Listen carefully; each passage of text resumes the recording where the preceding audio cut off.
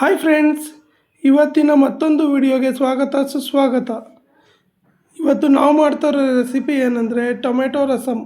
ಇದನ್ನು ಭಾಳ ಸುಲಭವಾಗಿ ಕಮ್ಮಿ ಪದಾರ್ಥದಿಂದ ಮಾಡ್ಕೊಬೋದು. ನಾವು ಟೊಮೆಟೊ ರಸಮ್ ಮಾಡೋಕ್ಕೆ ಬೇಕಾಗಿರೋ ಪದಾರ್ಥಗಳೇನೆಂದರೆ ಟೊಮೆಟೊ, ಬೆಳ್ಳುಳ್ಳಿ, ಕರಿಬೇವಿನ ಸೊಪ್ಪು, ಒಣಮೆಣಸಿನಕಾಯಿ, ಕೊತ್ತಂಬರಿ ಸೊಪ್ಪು ಹಾಗೂ ಜೀರಿಗೆ ಮೆಣಸು.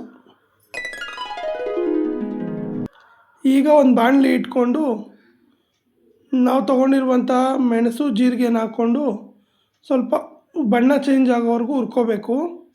ಅದನ್ನು ಹುರ್ಕೊಂಡು ಕುಟ್ಟಿ ಪುಡಿ ಮಾಡ್ಕೋಬೇಕು.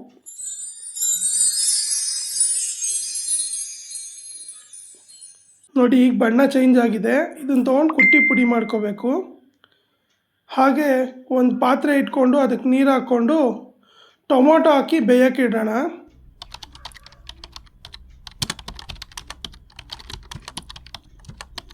ನೋಡಿ, ಈಗ ಟೊಮೊಟೊ ಬೆಂದಿದೆ. ಅದನ್ನು ಸ್ವಲ್ಪ ತಣ್ಣಗಾದ್ಮೇಲೆ ಮಿಕ್ಸಿ ಜಾರ್ಗೆ ಹಾಕ್ಕೊಂಡು ರುಬ್ಕೊಂಡು ಮತ್ತೆ ಇನ್ನೊಂದು ಬಾಣಲಿ ಇಟ್ಟು ಸ್ವಲ್ಪ ಎಣ್ಣೆ ಹಾಕಿ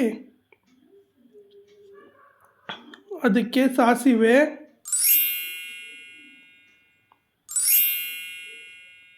ಬೆಳ್ಳುಳ್ಳಿ,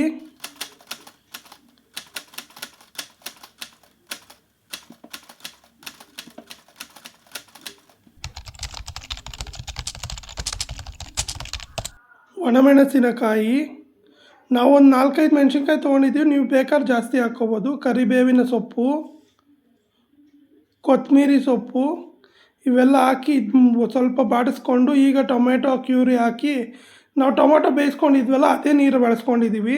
ರುಚಿಗೆ ತಕ್ಕಷ್ಟು ಉಪ್ಪು, ಹಾಗೆ ಕುಟ್ಟಿ ಪುಡಿ ಮಾಡ್ಕೊಂಡಿರುವಂಥ ಜೀರಿಗೆ ಮೆಣಸು ಪೌಡರು ಹಾಕ್ಕೊಂಡಿದ್ದೀವಿ. ಅದನ್ನು ಸ್ವಲ್ಪ ಚೆನ್ನಾಗಿ ಕುದಿಯೋಕ್ಕೆ ಬಿಡಬೇಕು. ನೋಡಿ, ಈಗ ಟೊಮೊಟೊ ರಸಮ್ ತುಂಬ ಚೆನ್ನಾಗಿ ರೆಡಿಯಾಗಿದೆ. ತುಂಬ ಸಿಂಪಲ್ಲಾಗಿ ಮಾಡ್ಬೋದು, ತುಂಬ ರುಚಿಯಾಗಿ ಮಾಡ್ಬೋದು. ಪ್ಲೀಸ್ ನಮ್ಮ ಚಾನಲ್ನ ನೋಡಿ ಲೈಕ್ ಮಾಡಿ, ಸಬ್ಸ್ಕ್ರೈಬ್ ಮಾಡಿ.